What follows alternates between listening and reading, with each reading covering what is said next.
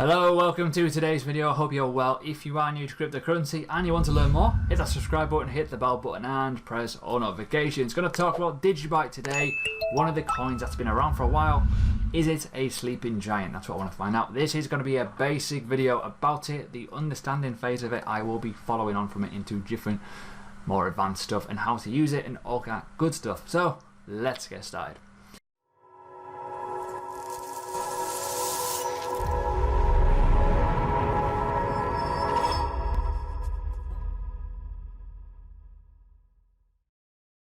Right, let's get going now. First things first.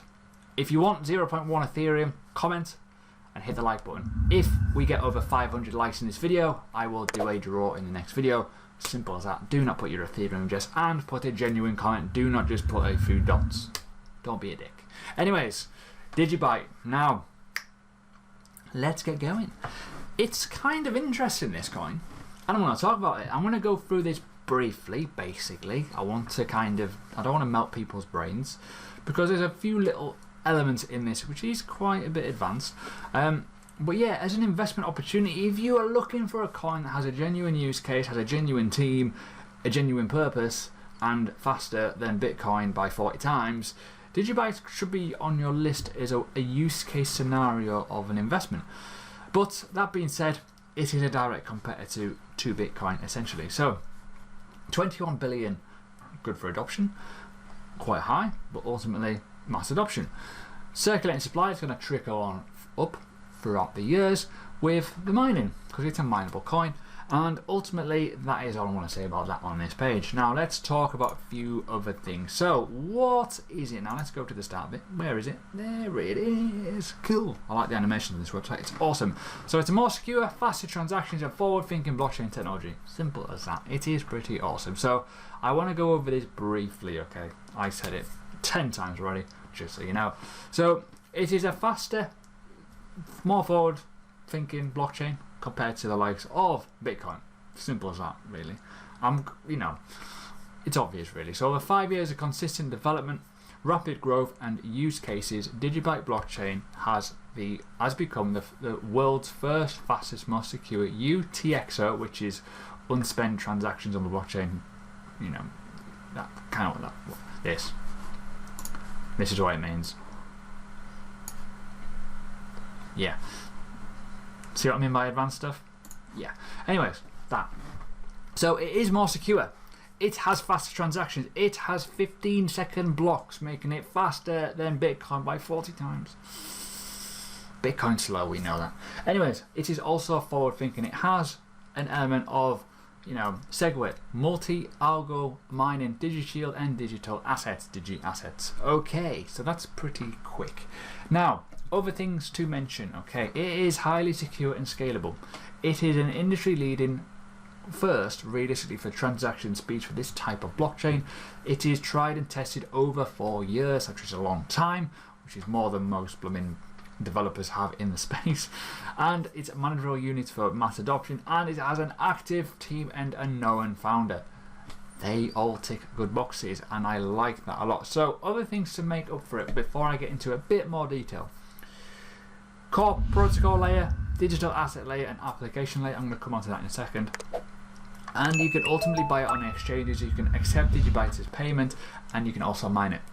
So it's not bad at all in reality. And also you've got plenty of different wallets that you can use on multiple devices. And if you want to buy it and get it, you can just crack on and do it. Just crack on and go through the old algorithm kind of cryptic sort of mining elements if you want to. So I want to go on to, not the about page, the blockchain page. Now, this kind of explains it in more detail because it is more of a blockchain than anything.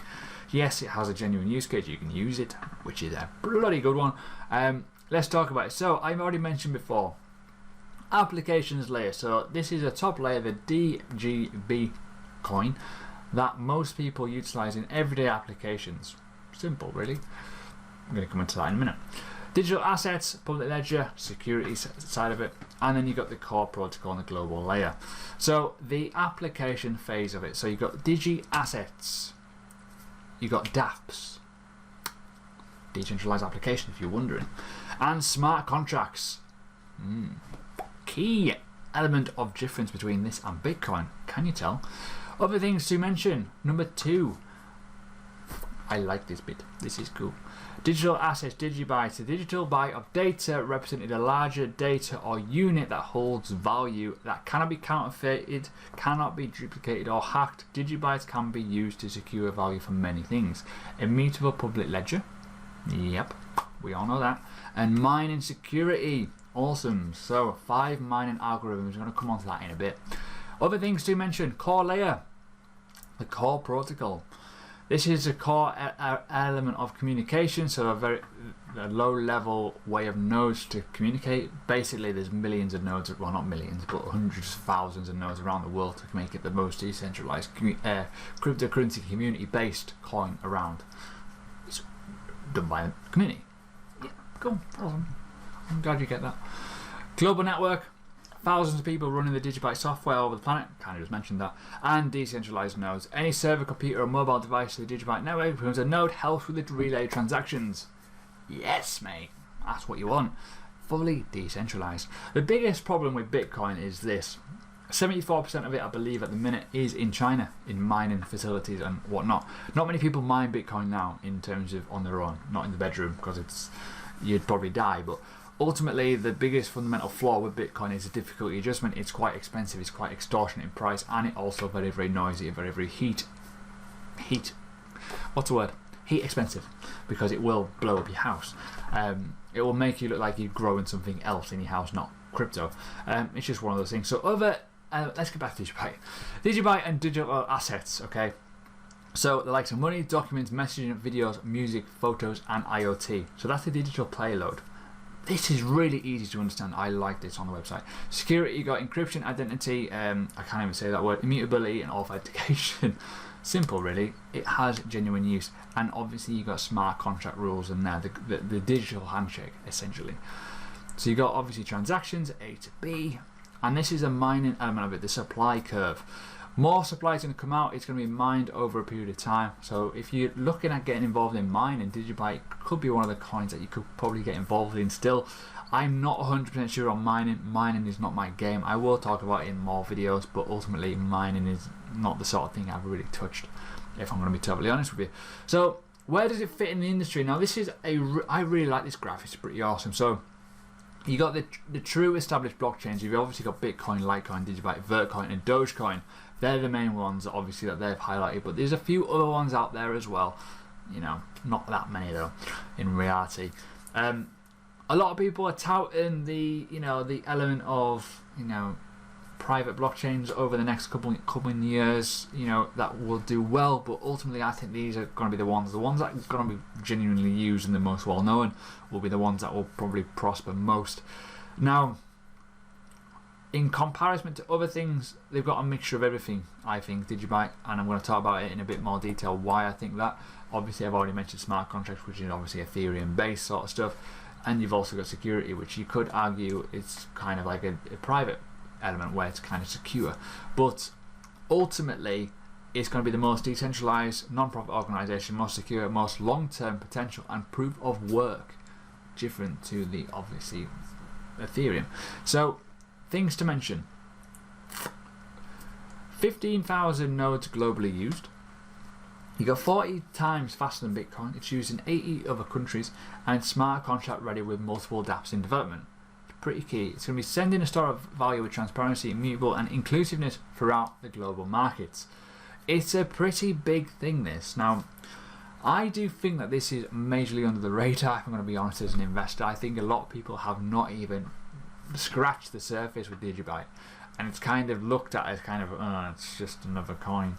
I think you need to look into it and look into what it's aiming to do, and I think over a long period of time it is a very good long-term investment. Not financial advice, but long-term is what you need. You want something that's reliable and secure. This can run with or without a founder or without a team, because it's decentralized. It just needs like volunteers, a bit like Bitcoin. So it's kind of increasingly obvious, really. So other things to mention: there's going to be a hard fork soon due to the mining. That's coming out on the 20th of July, I think. So it's got full-time development, launch, all the different key areas of what's happened, all the upgrades, and it has had a lot of upgrades, which is brilliant. But let's have a look at the comparison between Bitcoin. Bit of a change. Look at the transaction speed. Wow. Look at the speed in the block times. Look at the algorithm, so it's more secure. Look at the nodes. Look at the difficulty adjustment, and look at the coins. The only thing that's different is the coins. Why? Yes, scarcity. I think Bitcoin will always benefit from having 21 million, and other coins will always benefit from having more for adoption, because I think Bitcoin is a store of value. That's kind of more obvious, but there's a massive difference in use case. You're not going to use Bitcoin to buy a tub of Smarties. You're going to probably use DigiByte. Let's be honest. Other things to mention is the mining breakdown. Now this is where it gets a bit more confusing. It uses 5 different algorithms, and it's kind of well known that this is the way to go. Ravencoin uses 16, and that was kind of mentioned in one of the videos about Ravencoin, which I also like. But ultimately this is similar in the way that it will be more secure and it won't have issues with difficulty adjustment. So 5 different individual mining algorithms are equally weighed. Each algorithm has its own difficulty adjustment that weighed against the other algorithms in a dynamic process known as multi-shield. Multi-shield is an advanced version of the original DigiShield. I'm not even going to say all that.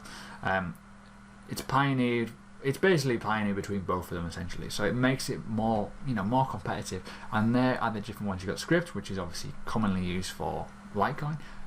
That SHA-256 or SHA-256 is used for Bitcoin, and I don't really know what the other ones are used for because I'm not going to make it up. And yeah, it's kind of all synced together to form a process, which kind of makes it more secure. Makes sense, really. So other test kind of elements to kind of go for. I don't want to go too much into this because it's kind of like a bit boring. But they've had 4 hard forks and they've had 3 soft forks. Hard fork is where they completely split and break off the network, create something different, make harder. And obviously soft forks is where it doesn't really disrupt it, it's just kind of an upgrade. The supply is obviously there and all that good stuff. Now one last thing to talk about before I end it. Now I'm going to do more about this in other videos to talk about it, such as a team, such as other things, but they have a lot of communities. This is a very, very community-led cryptocurrency, which in my honest opinion is like the best thing about crypto is communities. If your communities are good and they're happy and they know what they're getting into, the more chances that the value will obviously graduate over time and increase. They have a lot of information, a lot of knowledge in here. So if you have any questions about DigiByte, go in the community and ask, because it's all there. It is literally all there, and they've obviously got their own foundation. They can teach, they can do outreach and development. It's all good and awesome. So that's today's video. Basic about DigiByte. My personal recommendation is look at it, do further research, because I do like it personally. I know the industry, but if you're unsure about what the proposition is over Bitcoin, I'm not saying replace Bitcoin. Bitcoin should always be one of your primary holds, but as a long-term investment in an alternative, DigiByte certainly fits the bill, and that's kind of what I think anyway. So if you're new to the channel, hit the subscribe button, obviously comment for that 0.1 Ethereum, and most importantly hit that like button to get 500 to have a chance of winning that, and I will draw a random person out of a generated comment kind of website at some point in the near future. So if you enjoy this stuff, let me know, and I'll see you in the next video.